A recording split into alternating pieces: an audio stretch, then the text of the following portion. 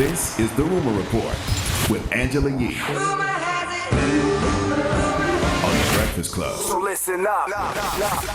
All right, let's talk about some of your favorite artists or favorite celebrities and some of the things that they invested in. All right. Now, shout to Yo Gotti. I love what Yo Gotti's doing out there. I like the moves he's making, the investments he's doing. He reaches an agreement to purchase his stake in a Major League Soccer team. He's a part of the investment group that is invested in the Major League Soccer team in D.C. Wow, dropping the clues bombs for Yo Gotti. Soccer's big business.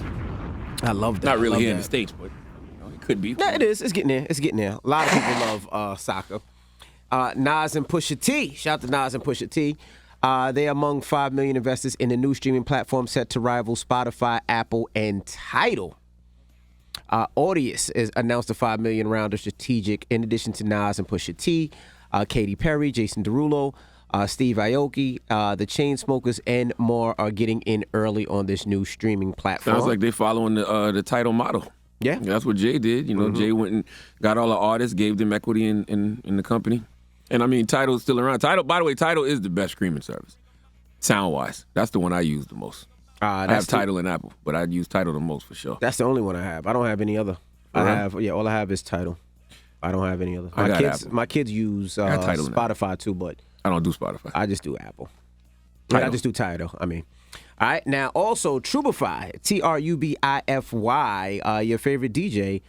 Just invested in that. Trubify is D-Nice? No, me, DJ Envy. You a hater, bro. Why'd you say my favorite DJ? Who's your favorite DJ? You didn't lead that one right. You said your favorite DJ. Oh, D-Nice. Who's your favorite DJ?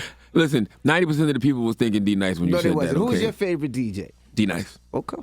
All right. Well, Trubify is a new platform that actually pays creators. They pay them a lot more. So I always do the math. I mean, if you, let's say, get 8 million monthly listeners like the Breakfast Club does weekly, you would get paid $100,000. So they play 10 times what any other platform pays you, and that's creative. So you can, if you are a keyboardist or a singer, or you want to post a video or podcast, whatever you do, you get paid 10 times. The money goes directly to the creators, and I thought that was dope. Trubify, Trubify. Definitely check it out. Now, T.I. and his wife, it looks like they won't face sexual assault charges in L.A. because the statute of limitations in that case has expired.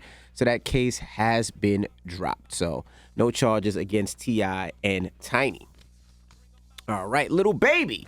He speaks about getting got by buying a fake Patek Philippe. Now, how did that happen? I saw that on social media yesterday, and I was sitting there wondering, how do you spend $400,000 on something that's fake? All right, well, let me explain it. So Patek Philippe, they released this 40th anniversary watch. Now, this 40th anniversary watch, I think there was only like 100 made.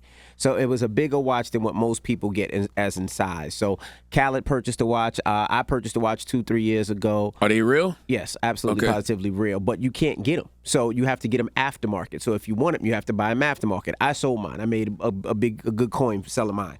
How much did you pay for it? You might as well tell us. 80. 80,000. Okay, and how much did you sell it for? 125. Okay, that's a good flip. I should have held it a lot longer because now they're worth about $300,000. Wow. So the watch that Little Baby had was worth $80,000 a few years ago. Yes. And it's appreciated in value to $400,000. Appreciated in value to about $400,000. So let's just say it was real, and he spent $400,000 for it. Would it continue to appreciate? It will continue to appreciate. Okay. It's a limited edition. It's 40th anniversary. It's the biggest watch that Patek makes, and it's a great watch. So I guess he bought it aftermarket from a jeweler, and it was fake.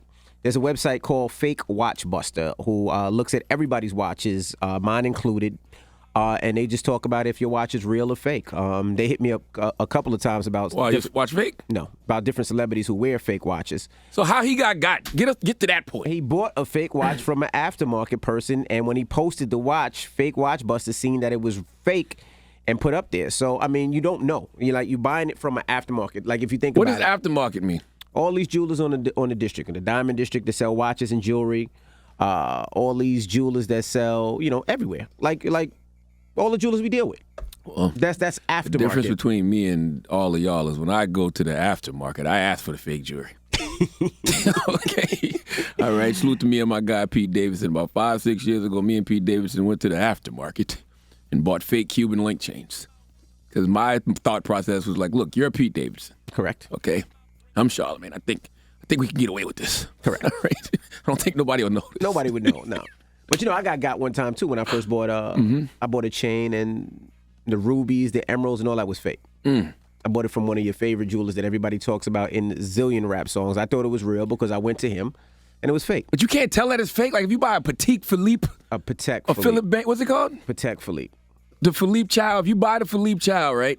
How do you? If you spend $400,000, there's nothing that you can tell it's fake. Because back in the day, didn't Rolexes fake? Rolexes ticked or something like that. Yeah, but I mean, as time went on, they made Rolex that don't tick anymore. That you would know. They make fake paperwork and all that. And the only way to really know is if you go to Patek Philippe store. But if like Rolex, you buy a fake Rolex. You're not going to the Rolex store. I'll tell you one thing. You have to really know how to fight. You got some real shooters around you to sell somebody a watch for $400,000 and know it's fake. Boy, you got some balls on you. But I'm sure the jeweler probably didn't know it was fake either. He probably bought it from somebody as an investment, and he sold it, and he didn't know it was fake. It happens all the time. But I'm sure he got his money back, though. I'm sure he got his money back, though. And that is your rumor report. I wanted to get into Wendy Williams and everything, but we'll get into that next hour. Now, Charlamagne. Yes. Who you throwing your donkey to? Oh, man, it's a woman in Alabama named Nanette Waldrop, or Nanette Waldrop. She needs to come to the front of the congregation. We like to have a word with her. You got to leave kids alone. We'll talk about it. Her name is what? I don't know. All right. I don't know. All right. Well, I can't even pronounce it. It sounds like a watch that I can't afford. We'll get to the donkey of the day up next. It's the Breakfast Club. Good morning.